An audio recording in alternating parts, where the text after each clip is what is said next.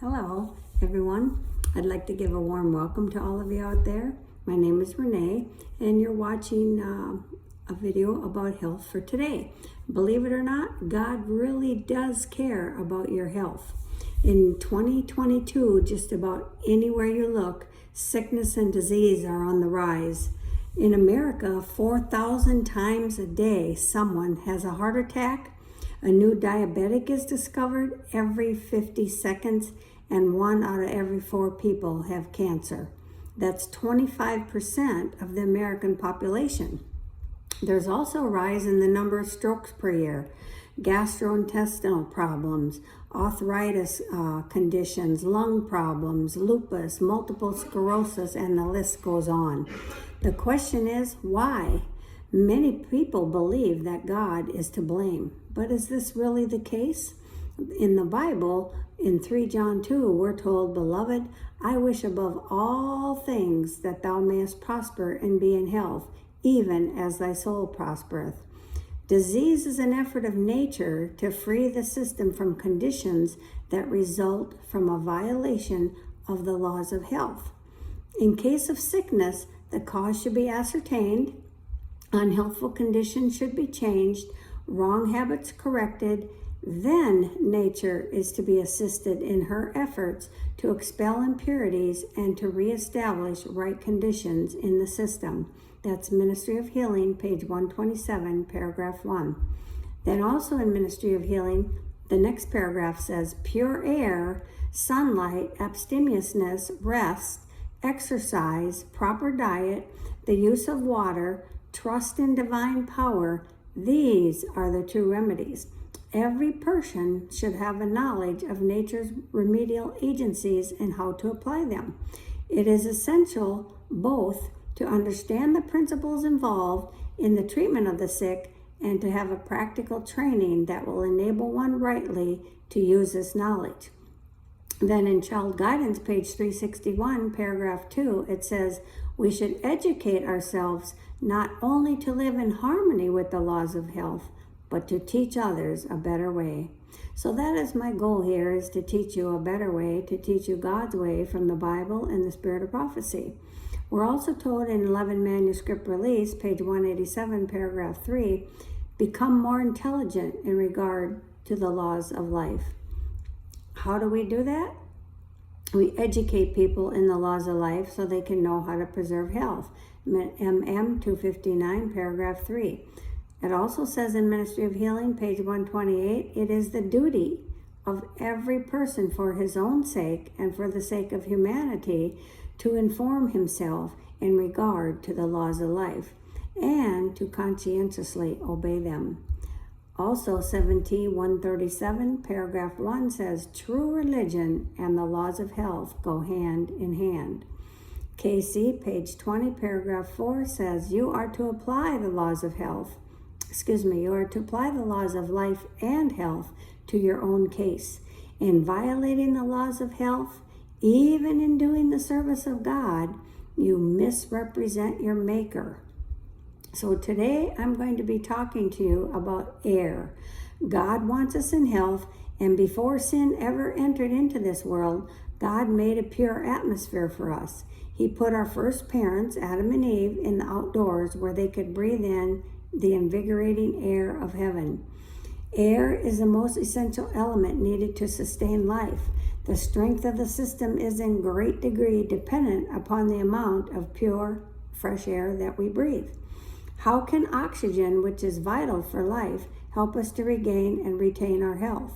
This is a question we'll be going over during this segment. I will also be talking about why air is important for us, how to breathe, when to get it, how much, and more. Without proper oxygen, cells in the brain start to die within a matter of just 3 minutes. Air is the A in the ABCs of CPR. The air before sin, Patriarchs and Prophets, page 44, paragraph 2 says, as the earth came forth from the hand of its maker, it was exceedingly beautiful. The air, untainted by foul miasma, was clear and healthful. Then, same book, page 57, paragraph 1 says, after his transgression Adam at first imagined himself entering upon a higher sense of existence, but soon the thought of his sin filled him with terror. The air, which had hitherto been of a mild and uniform temperature, seemed to chill the guilty pair. Second Testimonies, page 533, says, in a short time, you will so realize the benefit of pure air that you would not live without these blessings. Now, Satan, he imparts a deadly taint to the air. We're told in Counsels on Health, page 461, paragraph 1, Satan is exercising his power. He sweeps away the ripening harvest, and famine and distress follow. He imparts to the air a deadly taint, and thousands perish by the pestilence. These visitations are to become more and more frequent and disastrous. Now, I'm going to give you some information about fresh air and where you can find it in the Spirit of Prophecy. In 5 BC, page 1087, it says the earth would be a dusty globe without air. Air is better than medicine. Counsels on Health, page 55, paragraph 1. Blood moves sluggishly without air. First Testimonies 702 to 703.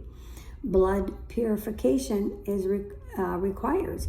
Counsels on Health, 55, paragraph 1. Children should run and play in the air. FE, page 60. Diseased stomach needs air. 2 T, 530. Exercise as much as possible in the open air. God uses to cause a seed to sprout. We need the air for our seeds to sprout. Desire of Ages, page 367. Air has an electrifying influence and it requires health. We need to have air to have good health. Ministry of Healing, 275, paragraph 2, and 274 through 275. Air should be in every room in the home. Adventist Home, page 153. Air is health restoring. MM 232. Air is more than medicine. CD 419. Air is food for the lungs. 2T 525. Air is relaxation from studying. Our lungs need a constant supply of fresh air. MH 274. Our lungs are benefited by the winter morning air. 2T 529. Air is more essential to us than food. CH 55.1.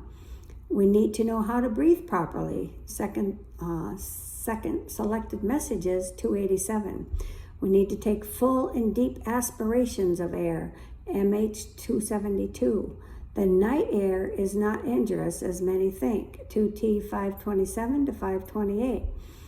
Air is not an enemy to our health. 2T 533. Air is part of the elixir of life. 7T 76 through 77. We're not to be deprived of air. CD 302.3, paragraph 3. Prescribed for the sick. Fresh air. MM 234.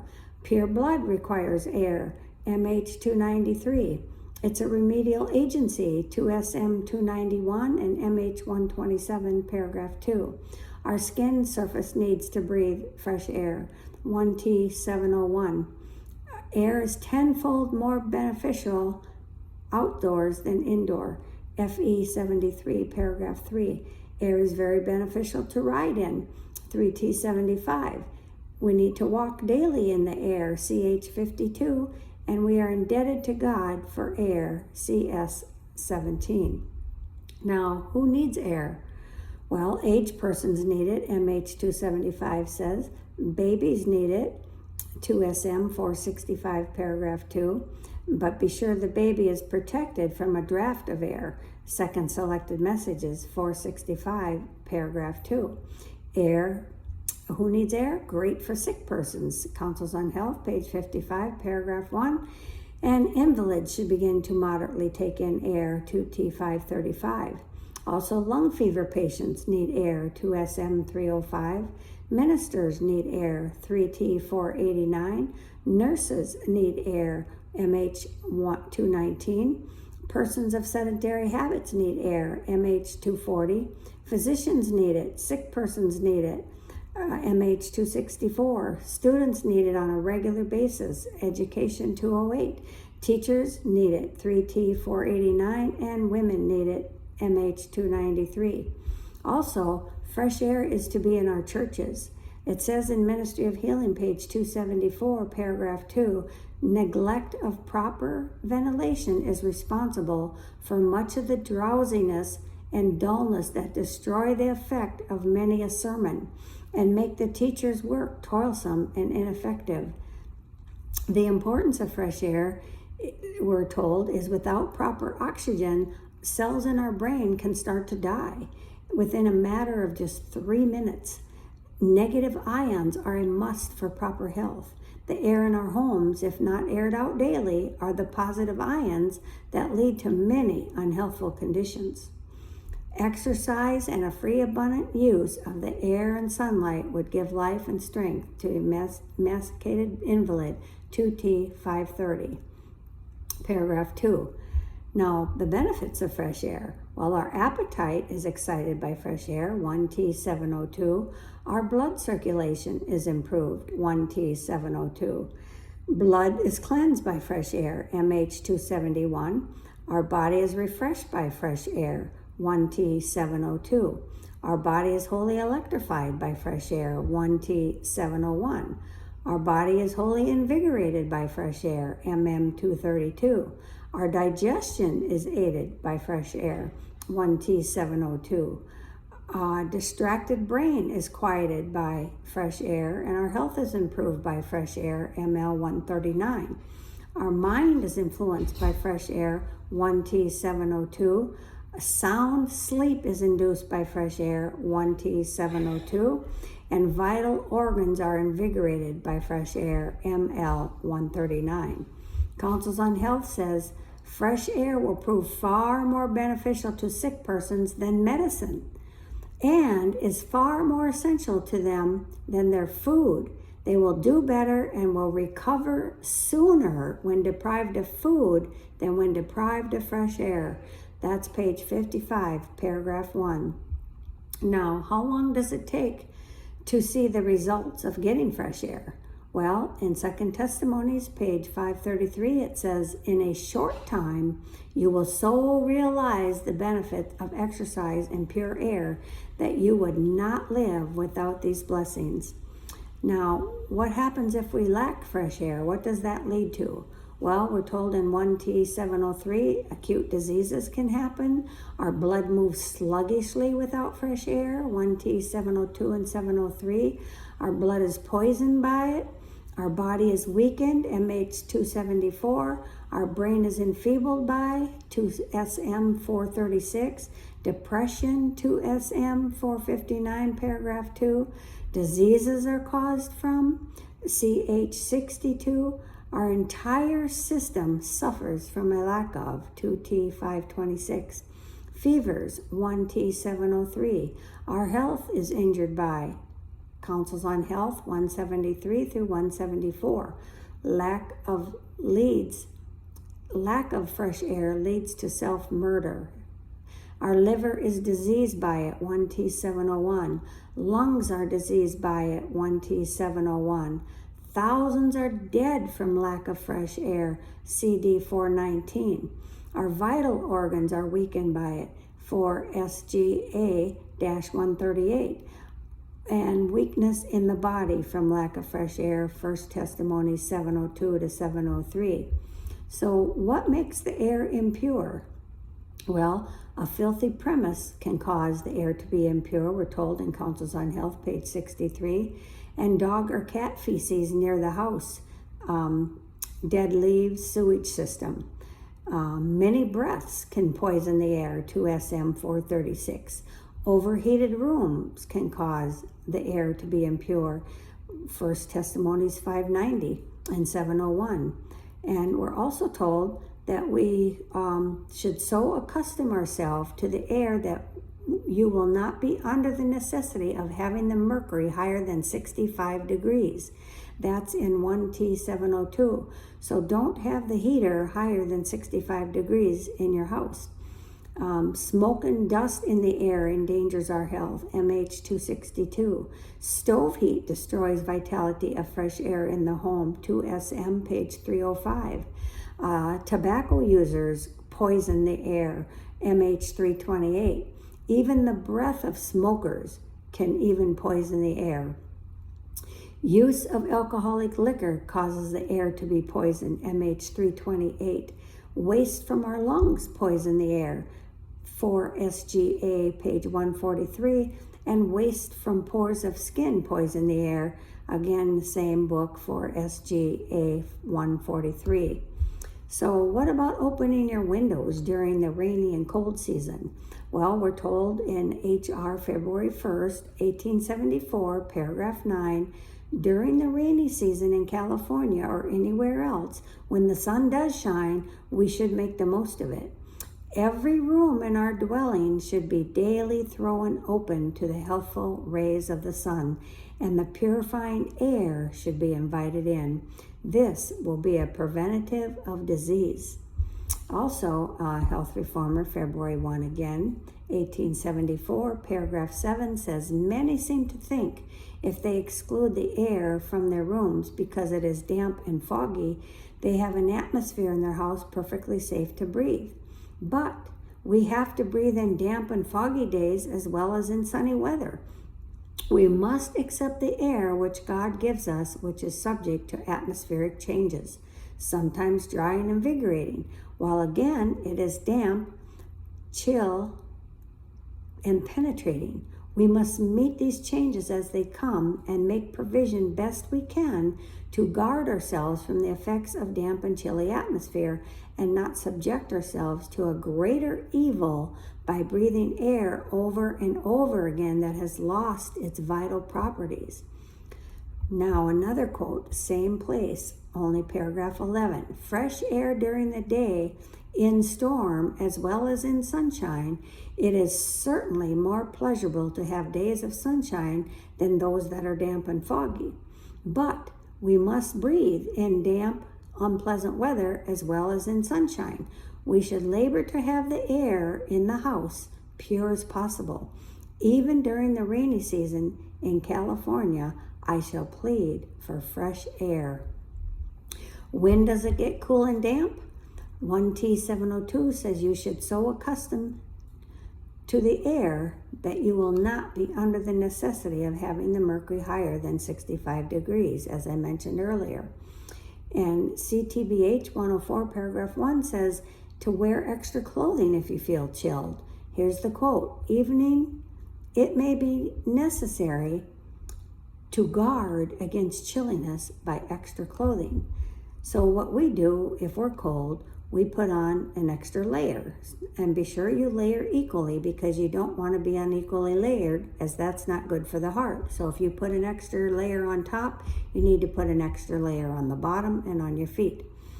HL 142 paragraph 1 says sleeping apartments should be large and so arranged as to have a circulation of air through them day and night. Why?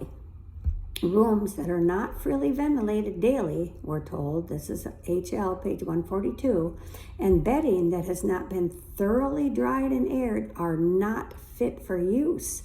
We feel confident that disease and great suffering are brought on by sleeping in rooms with closed and curtained windows, not admitting pure air and the rays of the sun.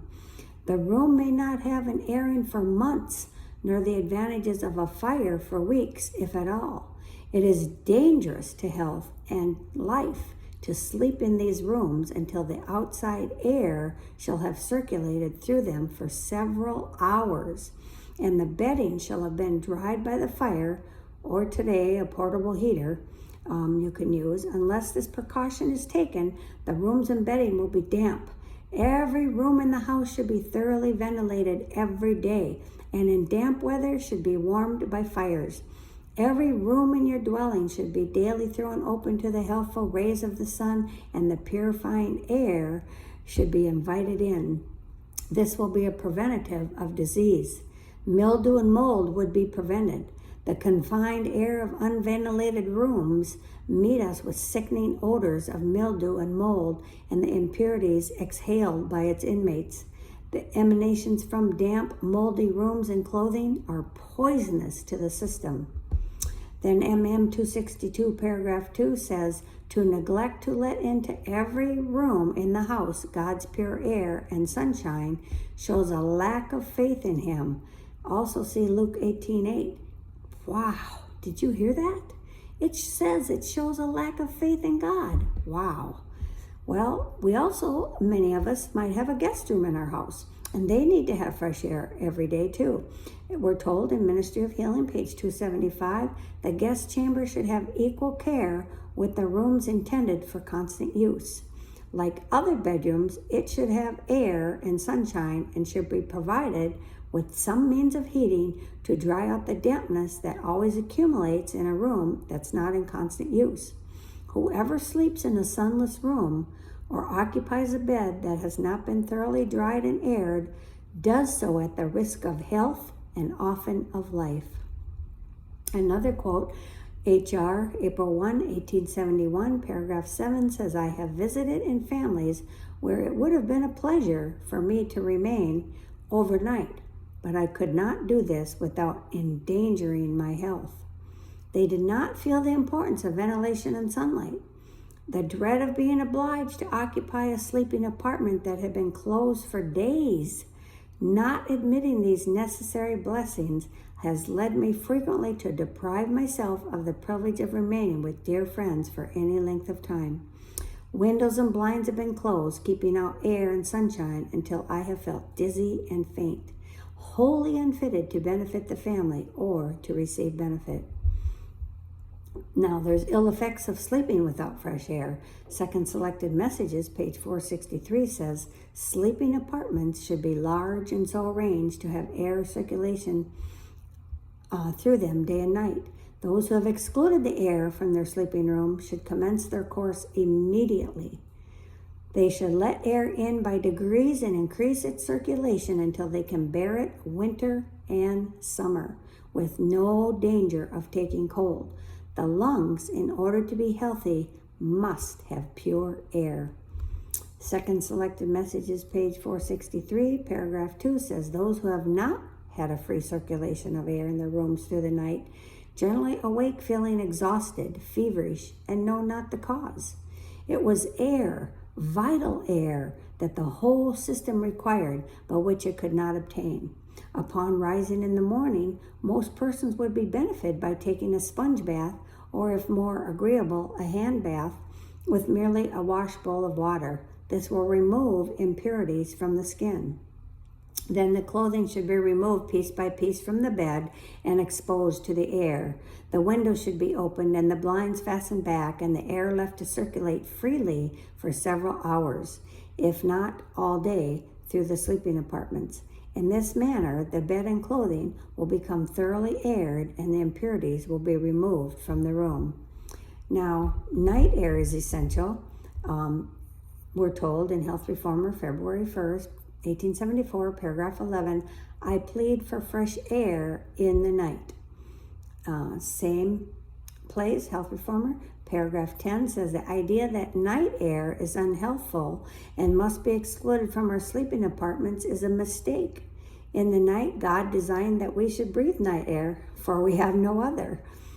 Our Creator would not make night air dangerous to health and yet compel us to breathe it. Night air is as health for us to breathe in the night as the day air is in the day. The Councils on Health 59, paragraph 3 says, many have been taught from childhood that night air is positively injurious to health and therefore must be excluded from their rooms. To their own injury, they close the windows and doors of their sleeping apartments to protect themselves from the night air, which they say is dangerous to health. In this, they are deceived. So Christ tells us, let no man deceive you in Matthew 24, verses 3 and 4. Now, God has provided for his creatures air to breathe for the day, and the same made a little cooler for the night.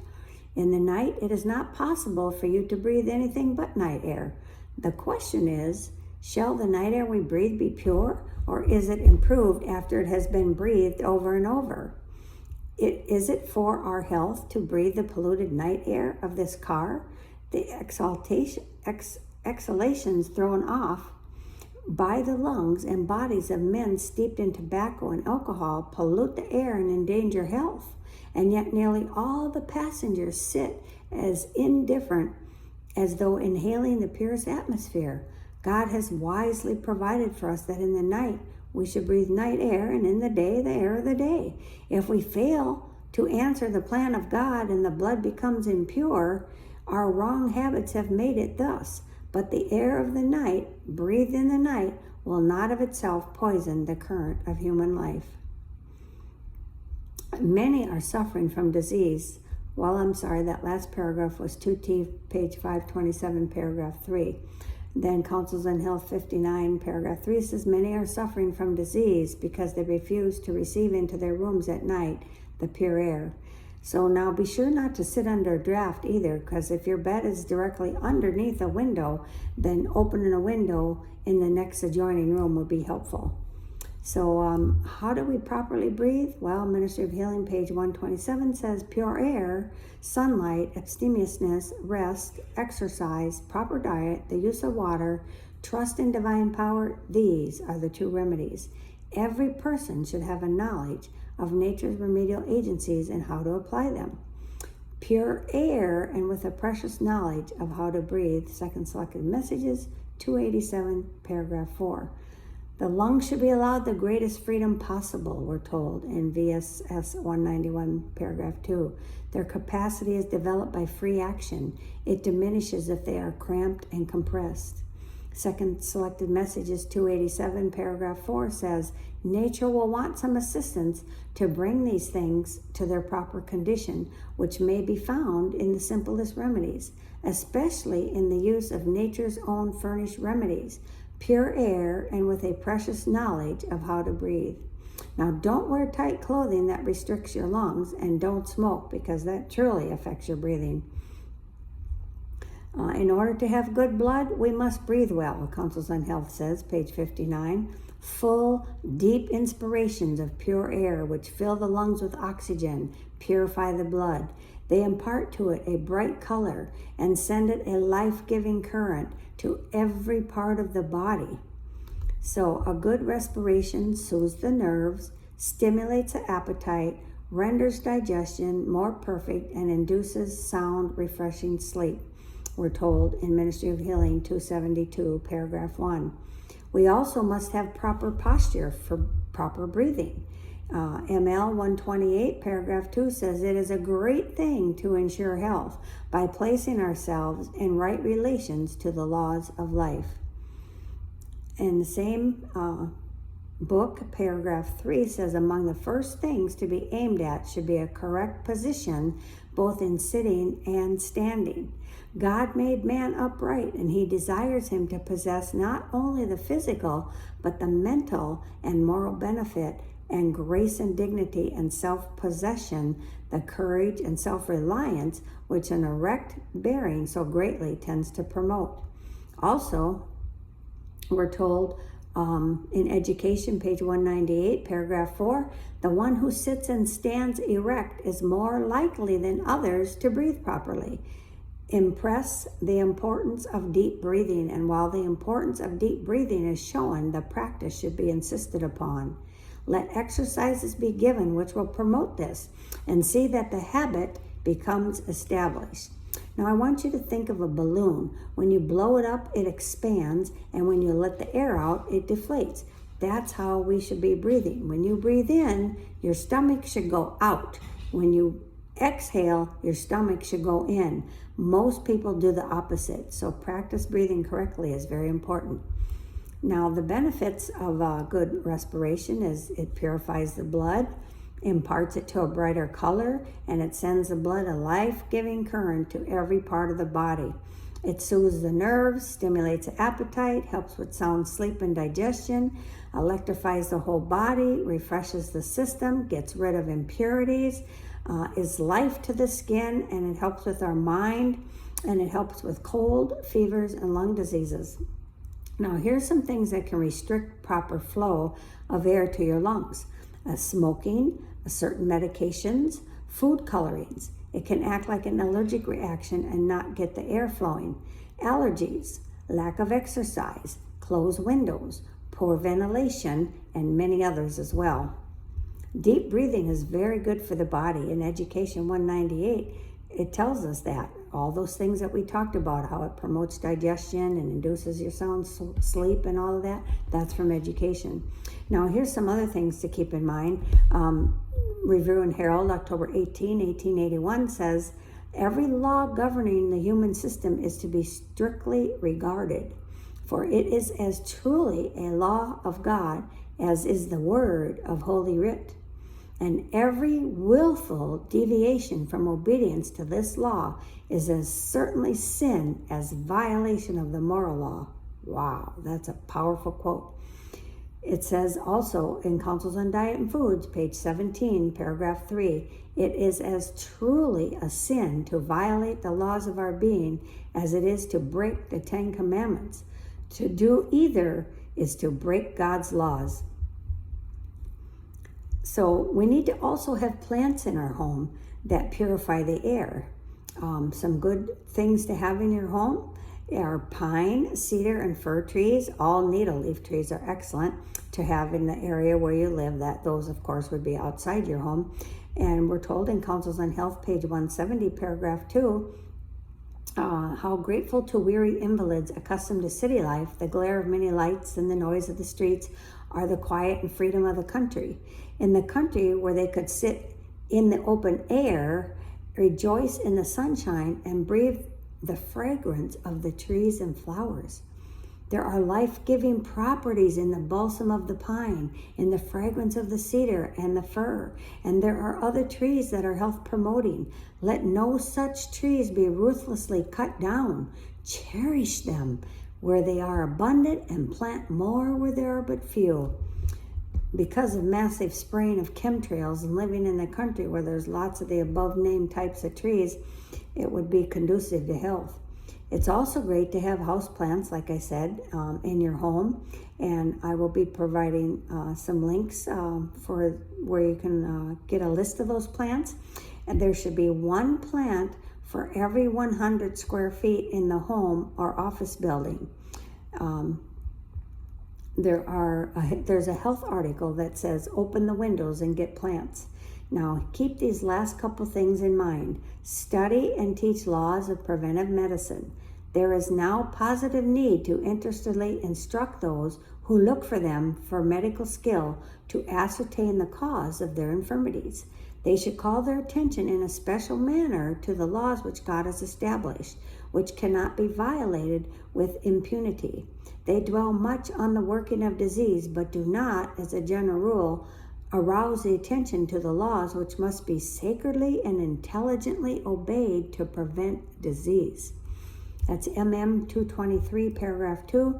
And one last quote says, MM 225, paragraph 1, the sick should be educated to have confidence in nature's great blessings which God has provided.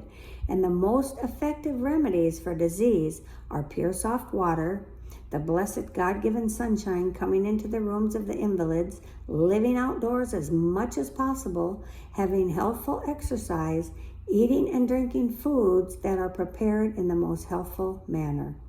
Well, that's our time for today. I hope what you've heard on here will be a blessing to you and your family.